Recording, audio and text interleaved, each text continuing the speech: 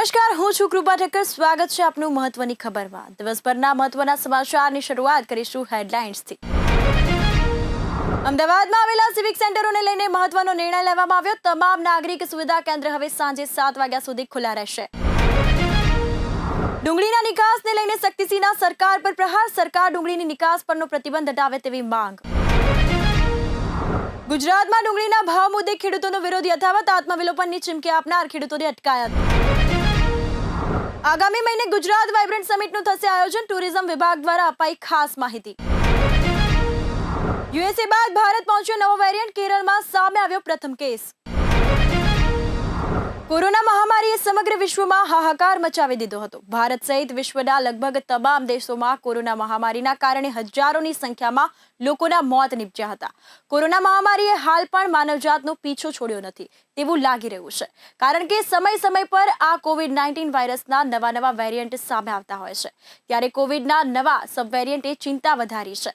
કોરોનાના નવા વેરિયન્ટે અમેરિકા બાદ ભારતમાં દસ્તક દીધી છે. ત્યારે દેશના કયા રાજ્યમાં કોરોનાના JN1 વેરિયન્ટે દસ્તક દીધી છે તે જુઓ અમારા ખાસ અહેવાલમાં.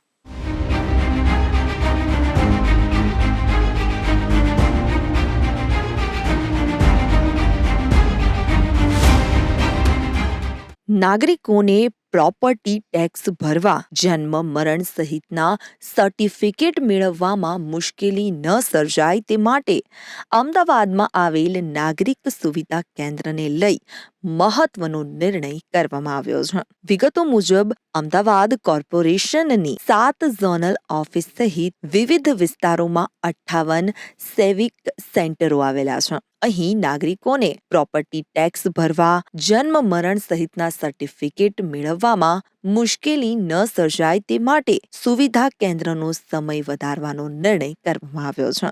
મેટ્રો સિટી અમદાવાદમાં નાગરિક સુવિધા કેન્દ્રો એટલે કે સિવિક સેન્ટરો સાંજે 4:30 વાગ્યા પછી બંધ થતા હતા, જેને લઈ નાગરિકોની અનેક ફરિયાદો અમદાવાદ મહાનગરપાલિકા સુધી પહોંચતી ન હતી. આ તરફ હવે જન સુખાકારી માટે તંત્ર દ્વારા નાગરિક સુવિધા કેન્દ્ર સાંજે 7 વાગ્યા સુધી ચાલુ રહેશે. તેના બોર્ડ લગાવવાના પણ આદેશ કરવામાં આવ્યા છે.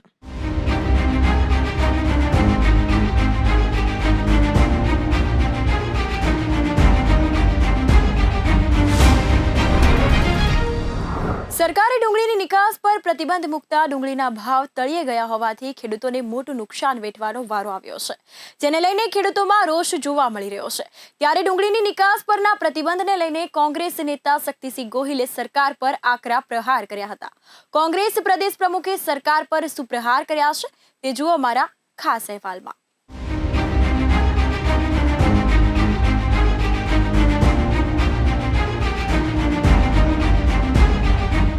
કેન્દ્ર સરકારનો નિર્ણય ડુંગળી પકવતા ખેડૂતો માટે અન્યાય કરતો હોવાનો આક્ષેપ કોંગ્રેસ નેતા શક્તિસિંહ ગોહિલે કર્યો હતો.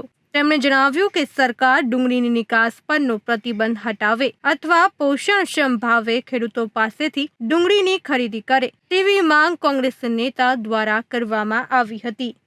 શિયાળુ ડુંગળી પકવતા ખેડૂતો માટે એક પારાવાર મુશ્કેલી ઊભી થઈ છે, અને આ મુશ્કેલીનું કારણ એ છે કે ભારતીય જનતા પાર્ટીની સરકારે ડુંગળીની નિકાસબંધી કરી દીધી છે.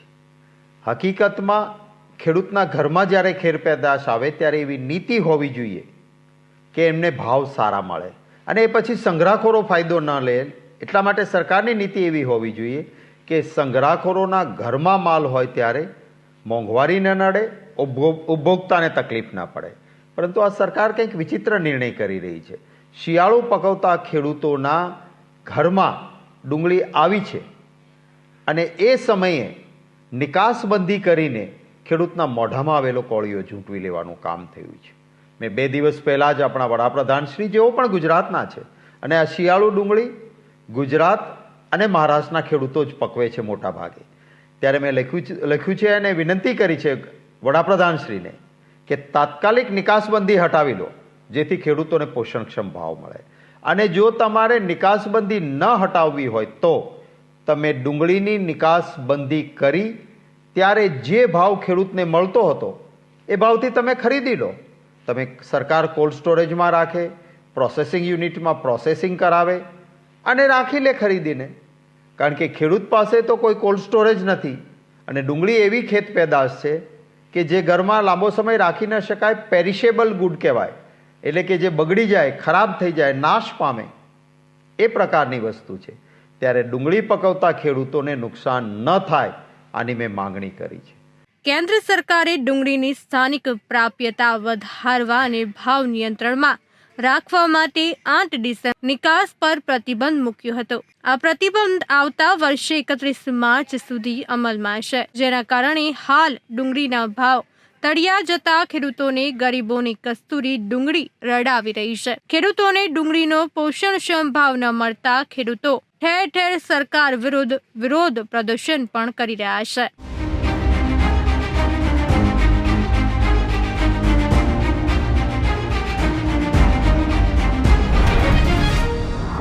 થોડા દિવસ પહેલા જે ડુંગળી લોકોને રડાવતી હતી તે આજે ખેડૂતોને રડાવી રહી છે. હાલમાં ગુજરાતમાં ડુંગળીની નિકાસબંધી મુદ્દે ખેડૂતો આક્રોશમાં છે. ગોંડલ, મહુવા સહિતના વિસ્તારોમાં ખેડૂતો વિરોધ પ્રદર્શન કરી રહ્યા છે. ત્યારે આજરોજ ખેડૂતોએ રસ્તા પર ડુંગળી ફેંકી પોતાનો રોષ વ્યક્ત કર્યો હતો. શા માટે ખેડૂતો ડુંગળી મુદ્દે પ્રદર્શન કરી રહ્યા છે? જુઓ સમગ્ર માહિતી અમારા ખાસ અહેવાલમાં.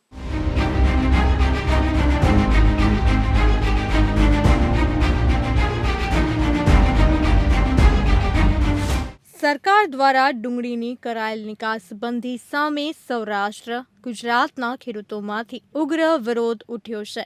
સરકાર દ્વારા ડુંગળીના નિકાસ પર પ્રતિબંધ લગાવવામાં આવતા મહુવા, ગોંડલ, ભાવનગરમાં ખેડૂતોનો આક્રોશ જોવા મળ્યો હતો.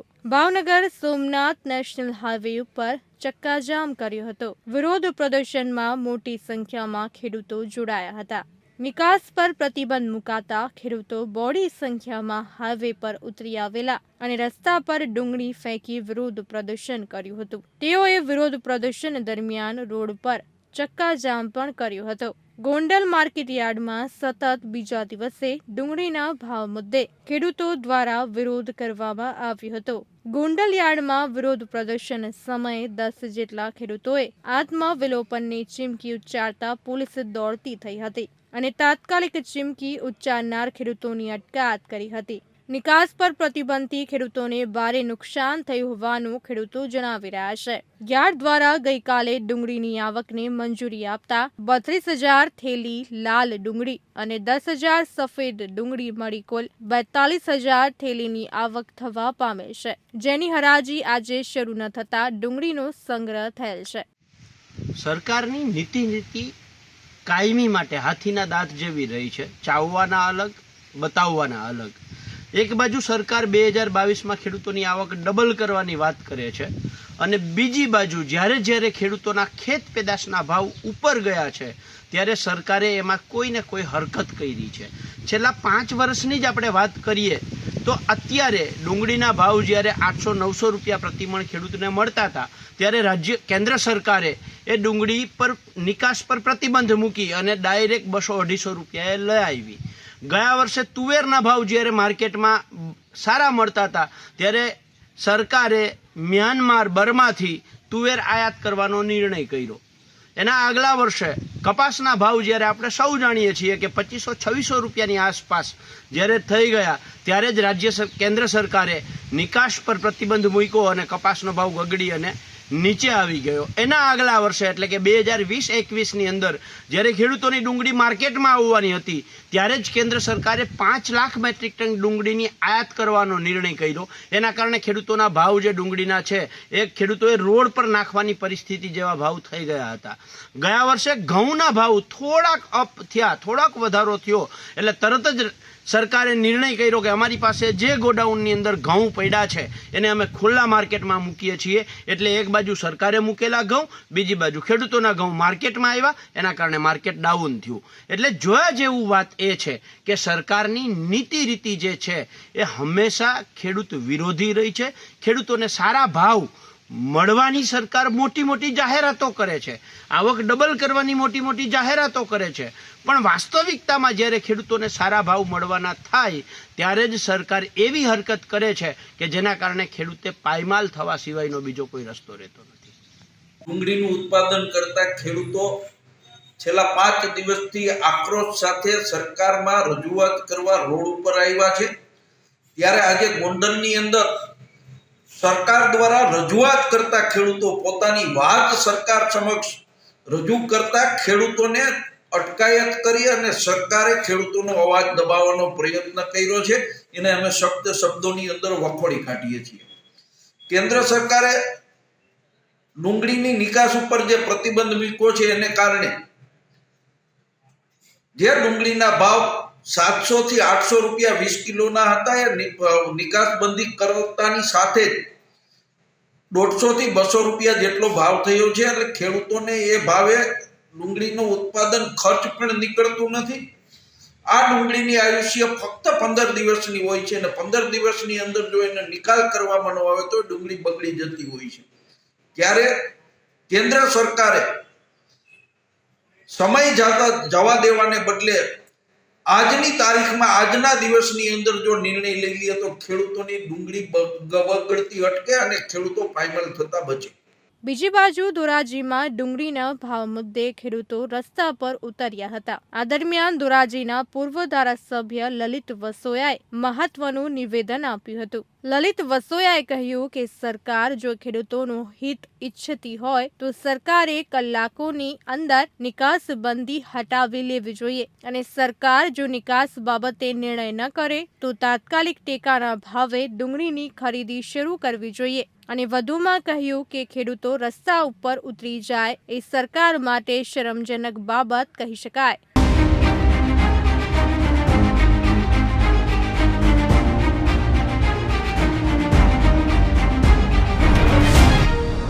આગામી મહિને ગુજરાત વાઇબ્રન્ટ સમિટનું આયોજન થવાનું છે, જેની તૈયારીઓ હાલ પૂરજોશમાં ચાલી રહી છે. 10મી વાઇબ્રન્ટ ગુજરાત ગ્લોબલ સમિટ પહેલા 1 લાખ કરોડના MOU થયા છે. ત્યારે વાઇબ્રન્ટ ગુજરાત ગ્લોબલ સમિટના અંતર્ગત ટુરિઝમ વિભાગના આગામી ઇવેન્ટની માહિતી સચિવ હરિત શુક્લા દ્વારા આપવામાં આવી હતી. ત્યારે આ અંગે શું માહિતી આપવામાં આવી હતી તે જુઓ અમારા ખાસ અહેવાલમાં.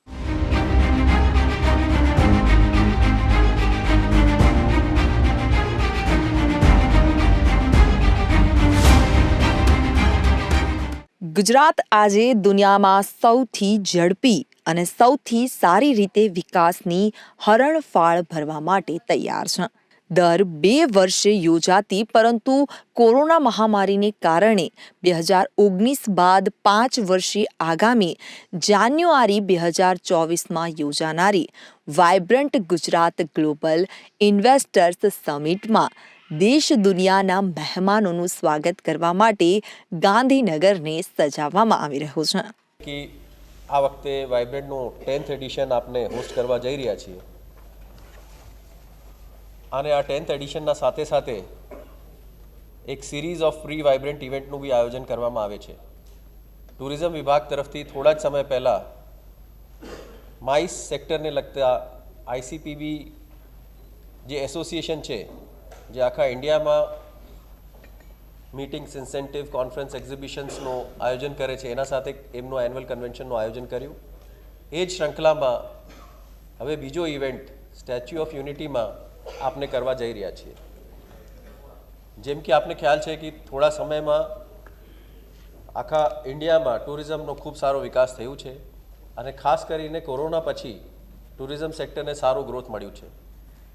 ગુજરાત વધારે ફોર્ચ્યુનેટ છે કે છેલ્લા સમયમાં ઇનફેક્ટ લાસ્ટ 1 યરમાં મેક્સિમમ ટુરિસ્ટ ગ્રોથ આખા કન્ટ્રીમાં ગુજરાતમાં થઈ છે. દેટ ઇઝ રફલી 32% અને એક ખૂબ મોટો અચીવમેન્ટ ગુજરાતનો છે. એ સિવાય થોડા જ સમય પહેલાં આવેલી ભારત સરકારની રિપોર્ટમાં ગુજરાત હવે ઇન્ડિયાના 5 ટોપ ટુરિસ્ટ ડેસ્ટિનેશન સ્ટેટ્સમાં આવી ગયું છે ડોમેસ્ટિક ટુરિઝમમાં અને વિદેશથી આવતા પ્રવાસીઓમાં गुजरात नंबर 1 चॉइस बनी है. जैसा कि आप जानते हैं ये ATOAI adventure tour operators association of India की 15th एनुअल कन्वेंशन है और हमारी जो थीम है वो ये है कि एक्सप्लोरिंग न्यू फ्रंटियर्स.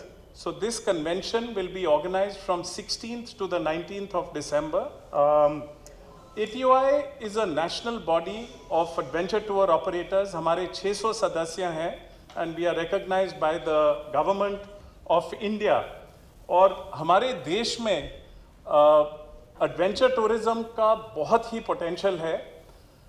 जो पेंडेमिक से पहले 2019 में एक ग्लोबल सर्वे हुआ था, उसमें जो उसके जो फिगर्स हैं ग्लोबल एडवेंचर टूरिज्म के, इसका साइज जो हमारा एडवेंचर टूरिज्म का मार्केट है was $683 billion, और जो प्रोजेक्शंस थी that was that by 2024 it was to be $1 trillion industry globally, right? तो हमारे देश में एडवेंचर टूरिज्म का बहुत पोटेंशियल है। As you know, we have 73% of the Himalaya, 7,000 kilometres of a coast line. हम एक बायोडाइवर्सिटी हॉटस्पॉट हैं, so much so that the World Economic Forum हमारे इंडिया को they have rated our natural heritage as amongst the 10 best in the world. ભારતની tourism ઇન્ડસ્ટ્રીને આવનાર 10 વર્ષમાં અગ્રીમ વૈશ્વિક હરોળમાં લઈ જવાના લક્ષ્ય સહિતના ટાર્ગેટથી મીડિયાને અવગત કરાવવામાં આવ્યા હતા।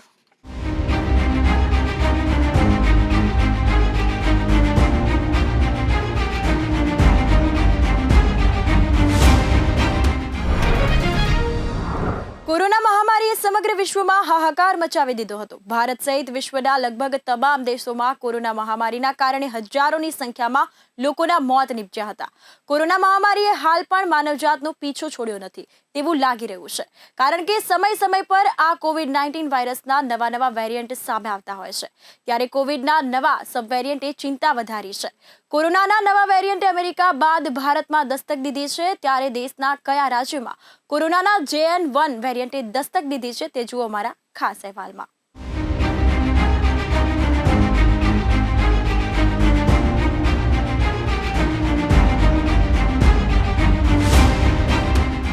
કોવિડ-19 વાયરસથી છુટકારો મેળવવાનો કોઈ સ્પષ્ટ રસ્તો નથી જોવા મળતો।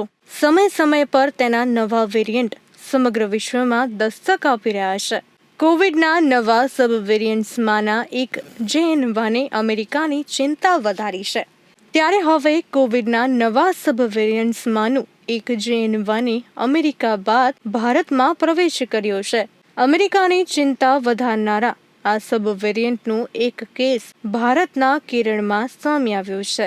બીજી તરફ US અન્ય નવા કોવિડ વેરિયન્ટ HV1 સામેની લડાઈ પણ ચાલી રહી છે। નિષ્ણાંતો કહે છે કે શિયાળાની સિઝનની શરૂઆત સાથે નવા કેસની સંખ્યામાં વધારો થઈ શકે છે। કોવિડ-19 નવું સબ વેરિયન્ટ JN1 કોવિડ વેરિયન્ટ પિરોલા અથવા BA2.86નો એક ભાગ છે। તેના વધતા જતા કેસોએ કેરળની આરોગ્ય સેવાની ચિંતા વધારી છે। ભારતમાં પણ કેસ નોંધાયો છે। કેરળમાં આ નવા સબ વેરિયન્ટની પુષ્ટિ કરવામાં આવી છે।